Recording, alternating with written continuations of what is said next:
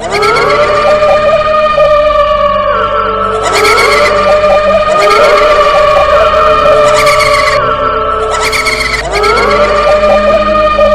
हमारी सच्ची घटना आगे पता चले। तो चलिए शुरू करते हैं अपनी सच्ची घटना। तो ये एक बात की बात है, जब एक गरीब परिवार अपना गांव छोड़कर शहर में रोजगार और अपने बच्चों की पढ़ाई के लिए शहर में आया था। रोजगार और पढ़ाई, बच्चों की पढ़ाई अच्छी चल रही थी। अभी वह परिवार किराए पर रह रहा था। काफी समय बीतने के बाद उस परिवार ने घर लेने का फैसला किया। कुछ अपना मेहनत से कमाया हुआ और कुछ गांव की जमीन थी।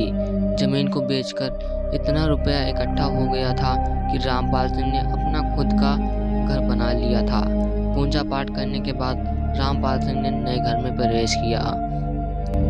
घर में रामपाल परिवार के साथ खुशी खुशी रहने लगे। सब कुछ अच्छा चल रहा था।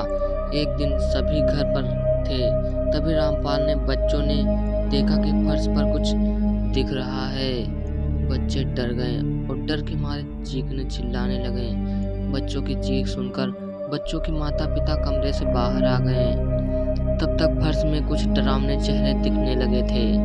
ये सब देखकर पूरा परिवार डर गया। फर्श में डरावने चेहरे उभरता देख रामपाल अपने परिवार को लेकर घर से बाहर निकल गए। रामपाल ने आसपास रह रहे लोगों को सारी बात बताई। पड़ोसियों में से एक बुजुर्ग बोला, आपने घर में प्रवेश करने पर पहले पूजा पाठ हवन आदि करवाया था या नहीं? रामपाल ने कहा, जी हाँ, पूजा पाठ तो हमने करवाया था।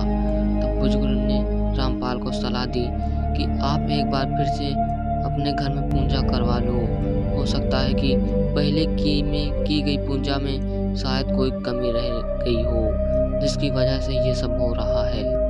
रामपाल ने बुजुर्ग की बात मानकर एक बार फिर से अपने घर में हवन यज्ञ आदि करवाकर रहने लगे। पूजा होने के बाद सब कुछ शांत हो गया। रामपाल को लगा कि बुजुर्ग ने ठीक कहा था। पहली पूजा में शायद कुछ कमी रह गई थी, जिसके कारण ये सब हो रहा था। अब सब कुछ ठीक हो गया था। अब सभी निश्चित होकर रहने लगे। कुछ दिनों तक तो सब कुछ ठीक चलता रहा, लेकिन एक रात दोनों बच्चे अपने अपने कमरे में सोए हुए थे। रामपाल और उनकी पत्नी अभी तक जग रहे थे। तभी अचानक उनकी नज़र फर्श में हो रही हलचल पर पड़ी। उन दोनों ने देखा कि फर्श में फिर से कुछ आकृतियां उभरती आ रही हैं। ध्यान से देखा तो दोनों पति पत्नी को पहले की तरह फर्श में डरावने चेहरे दिखाई दे रहे थे। चेहरे इतने डरावने और बड़े होते जा रहे थे कि कोई भी उन्हें देखकर डर के मारे बेहोश हो जाए। देखते ही देखते वह चेहरे खौफनाक हंसी में बदल गए।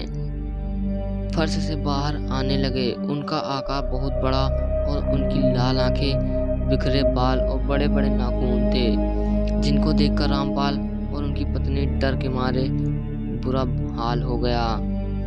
वह दोनों बच्चों को जल्दी जल्दी हड़बड़ाहट में जगाते हुए चीखते चिल्लाते हुए घर के बाहर निकल गए। लेकिन वो डरावने चेहरे उनका घर के बाहर भी पीछा करने लगे। वो चारों तरफ भागते भागते उनको एक मंदिर दिखा, जिनके पास जाकर रुके। रामपाल ने सोचा शायद मंदिर में ये डरावने चेहरे प्रवेश नहीं करेंगे। सोचकर रामपाल अपनी पत्नी और बच्चों के साथ मंदिर के अंदर चले गए। रात भर रामपाल, उनकी पत्नी और बच्चे मंदिर में ही रहे, लेकिन वह रात भर डर के मारे सो नहीं पाए। उनके दिमाग में उन्हीं डरावने चेहरे का खौफ था। जैसे तैसे वह भयानक रात गुजर गई और सुबह हुई तो सुबह मंदिर के पंडित जी जब मंदिर में आए तो उन्होंने रामपाल से पूछा, आप यहाँ क्या कर रहे हैं और इतने डरे हुए क्यों हैं, क्या बात है? रामपाल ने रात की सारी घटना पंडित जी को बताई। पंडित जी ने कहा, तुम चिंता मत करो, मैं अपने गुरुजी को अभी बुला कर लाता हूँ, तब तक कि तुम यहीं रहना। जब गुरुजी आ जाएं तभी मंदिर से बाहर निकलना। रामपाल ने कहा, ठीक है पंडित जी, जैसा आप कह रहे हैं मैं वैसा ही करूँगा। थोड़ी देर के बाद पंडित जी अपने गुरुजी को लेकर आ गए। पंडित जी ने गुरुजी को सारी बात पहले ही बता दी थी, इसलिए गुरुजी ने रामपाल से कुछ नहीं पूछा, बस उस घर में चलने की बात कही।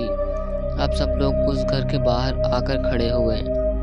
गुरुजी घर के अंदर गए और 4 लोगों से फर्श को खुदवाया। जैसे ही फर्श 3 से 4 फुट खुद गया, गुरुजी ने बाहर रामपाल के पास भाग कर गए और कहा, तुम यहाँ कब से रह रहे हो? रामपाल ने कहा, करीब 9 से 10 महीने ही हुए होंगे।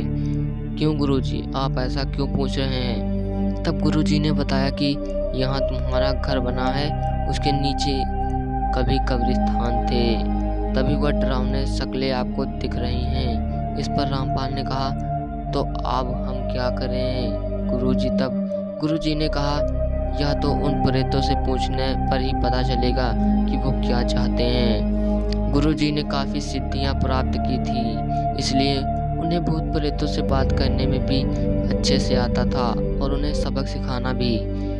अब क्या?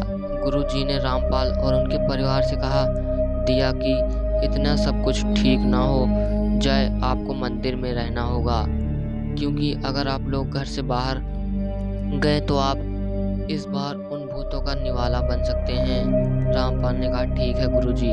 दूसरे दिन गुरुजी उस घर में गए और अपनी सिद्धियों की शक्तियों से उन भूतों को बुलाया और उनसे पूछा, क्या चाहते हो तुम लोग?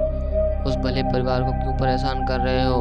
उन लोगों ने बड़ी मेहनत से एक एक पैसा जोड़कर यह घर बनाया है। गुरुजी ने इतना कहते ही उनमें से एक पुरुष भूत गुस्से में बोला, हमारे घर में वो लोग हैं या हमारे घर में वो लोग? अब तुम भी यहाँ से चले जाओ, वरना तुम्हारा क्या हाल होगा ये तुम सोच भी नहीं सकते हो। उस भूत के इतना कहते ही गुरुजी वहाँ से चले गए और मंदिर में जहाँ रामपाल थे वहाँ पहुँच गए। गुरुजी ने रामपाल से कहा, आप उस घर को छोड़ दो, किसी और घर में रह लो। रामपाल ने गुरुजी को बीच में टोकते हुए कहा, आप ऐसा क्यों कह रहे हैं गुरुजी? हम कहाँ जाएंगे? बड़ी मुश्किल से हमने वहाँ घर बनाया है, ऐसा कैसे छोड़ दें? गुरुजी ने कहा, बात आपकी भी ठीक है और उन भूतों की भी गलत नहीं है। वहाँ एक कब्रिस्तान यानी भूत प्रेतों का घर, अब कोई आपको आपके घर से निकालेगा तो आपको कैसा लगेगा? इतना सुनकर रामपाल निराश होकर अपने गांव चले गए। अब वह घर भी खंडर हो चुका था। डरावनी आवाजें और खौफनाक हंसी से रात के सन्नाटे में भी शोर रहता था। तो दोस्तों, ये थी आज की सच्ची घटना। जल्द लौटेंगे एक और सच्ची घटना के साथ। तब तक धन्यवाद एंड टेक केयर।